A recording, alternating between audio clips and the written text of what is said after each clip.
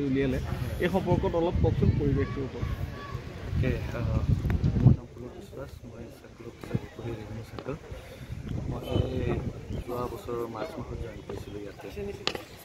তেতিয়া মই জইন কৰিলোঁ, বহুতো খবৰ পালোঁ মই যে জুবিয়া এৰিয়াত ড্ৰাগছত ল'ৰা কিছুমান কম বয়সীয়া ল'ৰা আসক্ত হৈছে আৰু পুলিচেও নিজৰ ফালৰ পৰা প্ৰচেষ্টা চলাই আছে। যোৱা 2-3 বছৰৰ পৰা ভাল ফলো পাইছে তেখেতসকলে।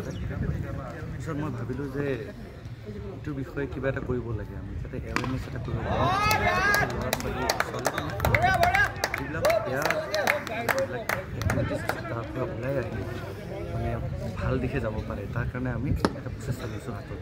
সেইকাৰণে মই প্ৰথমতে ভাবিলোঁ ইলেকশ্যন যোৱাৰ পিছত যে আমাৰ যিমান বিভিন্ন চৰকাৰী বিভাগ আছে আৰু বেচৰকাৰী কাৰ্যালয় আছে বা অনুষ্ঠান প্ৰতিষ্ঠান আছে, তেখেতসকলক একজোট কৰি কেনে মই 16 তাৰিখে এটা টুৰ্ণামেণ্ট পাতিছোঁ টেনিছ বলত, যাতে ইয়াতে সকলো চৰকাৰী বেচৰকাৰী কাৰ্যালয়ৰ মানুহ আহি কিনে ইয়াতে চাহ চিনাকি হয়, এটা ব্ৰাদাৰহুড ডেভেলপমেণ্ট হয় এটা।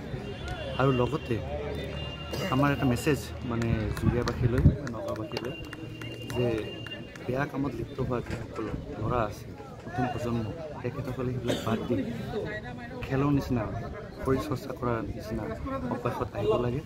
যেনেকৈ আমাৰ এইটো বয়সতো আমি ক্ৰিকেট খেলি আছোঁ, বহুতো অফিচাৰ আছে যিবিলাক 50s বা 40sত আছে বা 30sত আছে, কিন্তু তেখেতসকলেও আগুৱাই আহি ক্ৰিকেট খেলিছে।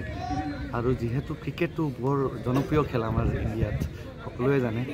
ত' মই ভাবিছোঁ ক্ৰিকেটৰ জৰিয়তে যদি সৰু সৰু ল'ৰাবিলাকে অনুপ্ৰাণিত হয় আৰু তেখেতসকলেও আহি খেলত যোগদান কৰে আৰু মোবাইল গেমৰ পৰাও ওলাই আহি কেনে শৰীৰ চৰ্চাত ধৰণৰ কিবা খেল, যি ক্ৰিকেটেই নহওক বা ফুটবলেই হওক বা বেলেগ ধৰণৰ শৰীৰ চৰ্চা যেনেকুৱা খেল আছে সেইবিলাকৰ মনোনিৱেশ কৰে।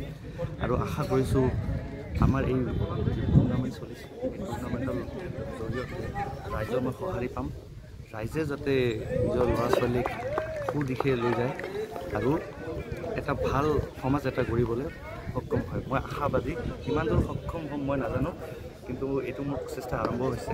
আগন্তুক দিনতো বেলেগ বেলেগ প্ৰচেষ্টা হৈ থাকিব। ধন্যবাদ। আমাৰ লগত নগাঁও আউটপোষ্টৰ IC ডাঙৰীয়াও আছে, তেখেতো নমস্কাৰ। আজি জুৰিয়া ৰাজচক্ৰ বিষয়াৰ জৰিয়তে যিটো প্ৰচেষ্টা লৈছে, অতি শলাগ ল'বলগীয়া প্ৰচেষ্টা।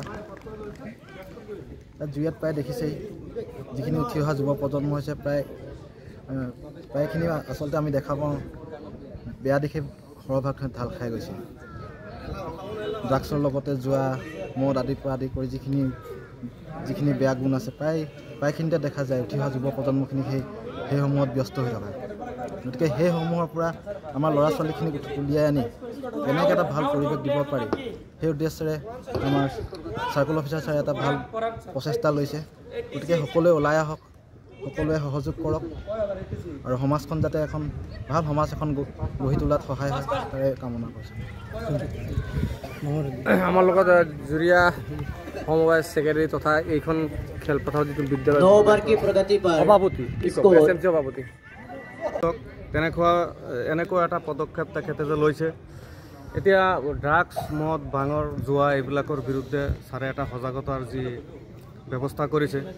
আৰু দ্বিতীয়তে আমি ক'ম যে আমাৰ চৰকাৰী হওক বেচৰকাৰীয়ে হওক প্ৰতিটো বিভাগৰ কৰ্মচাৰী বিষয়াসকলে এটা ৰিফ্ৰেছমেণ্টো পাব, দেওবাৰটো যাতে উপভোগ কৰিব পাৰে তাৰো এটা ব্যৱস্থাৰ কথা ছাৰে চিন্তা কৰিছে, যে সেইটো আমি শলাগ লৈছোঁ।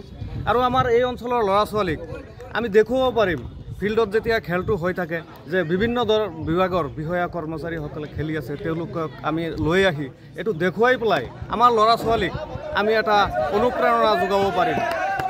মই সদৌ শেষত আমাৰ পুলক বিশ্বাস ছাৰক অশেষ ধন্যবাদ জনাইছোঁ এই পদক্ষেপ লোৱাৰ কাৰণে।